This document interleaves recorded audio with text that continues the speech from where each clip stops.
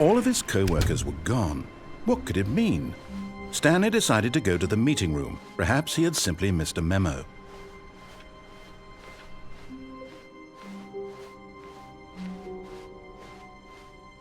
When Stanley came to a set of 2 open doors, this was not the correct way to the meeting room, and Stanley knew it perfectly well. Perhaps he wanted to stop by the employee lounge first, just to admire it. The lounge was sublime, a work of art. But eager to get back to business, Stanley took the first open door on his left. And so he detoured through the maintenance section, walked straight ahead to the opposite door, and got back on track.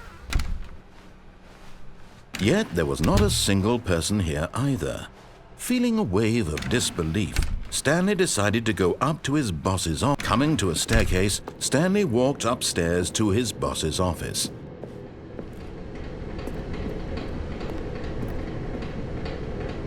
But Stanley just couldn't do it. He considered the possibility of facing his boss. Admitting he had left his post during work hours, he might be fired for that.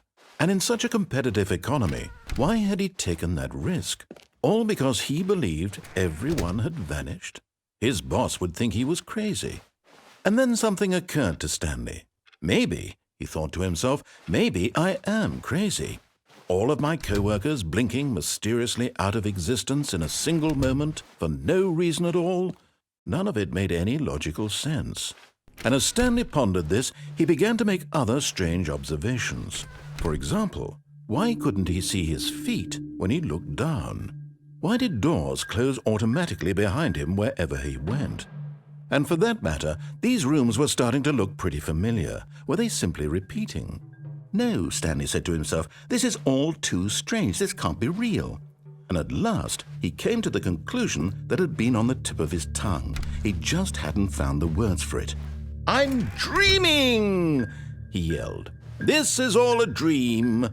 Oh, what a relief Stanley felt to have finally found an answer, an explanation. His co-workers weren't actually gone.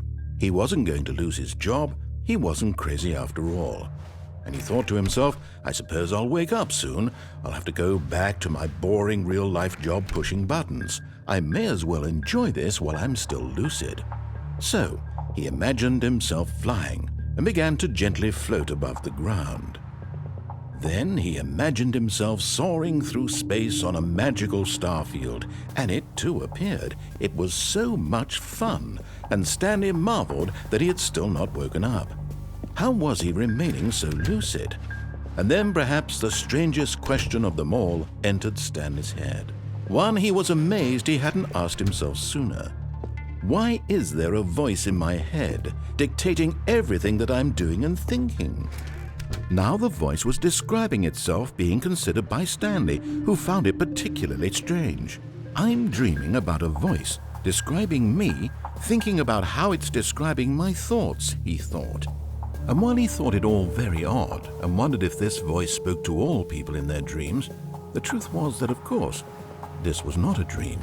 How could it be? Was Stanley simply deceiving himself, believing that if he's asleep, he doesn't have to take responsibility for himself? Stanley is as awake right now as he's ever been in his life. Now, hearing the voice speak these words was quite a shock to Stanley. After all, he knew for certain, beyond a doubt, that this was in fact a dream. Did the voice not see him float and make the magical stars just a moment ago? How else would the voice explain all that? This voice was a part of himself too. Surely, if he could just... He would prove it. He would prove that he was in control, that this was a dream. So he closed his eyes gently, and he invited himself to wake up. He felt the cool weight of the blanket on his skin, the press of the mattress on his back, the fresh air of a world outside this one. Let me wake up, he thought to himself. I'm through with this dream. I wish it to be over. Let me go back to my job. Let me continue pushing the buttons. Please, it's all I want. I want my apartment and my wife and my job. All I want is my life exactly the way it's always been. My life is normal. I am normal. Everything will be fine. I am okay.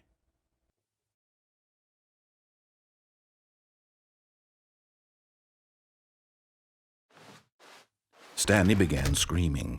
Please, someone, wake me up. My name is Stanley. I have a boss. I have an office. I am real. Please, just someone tell me I am real. I must be real. I must be. Can anyone hear my voice? Who am I? Who am I? And everything went black.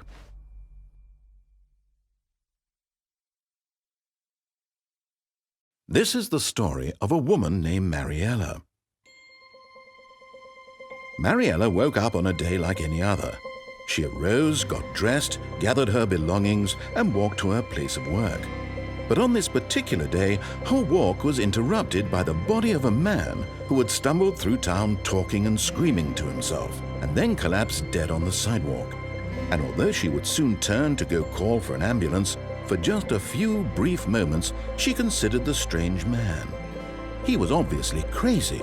This much she knew. Everyone knows what crazy people look like.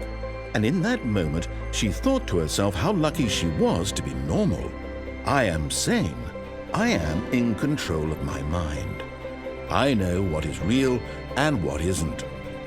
It was comforting to think this, and in a certain way, seeing this man made her feel better. But then she remembered the meeting she had scheduled for that day. The very important people whose impressions of her would affect her career, and by extension, the rest of her life. She had no time for this, so it was only a moment that she stood there, staring down at the body. And then she turned and ran.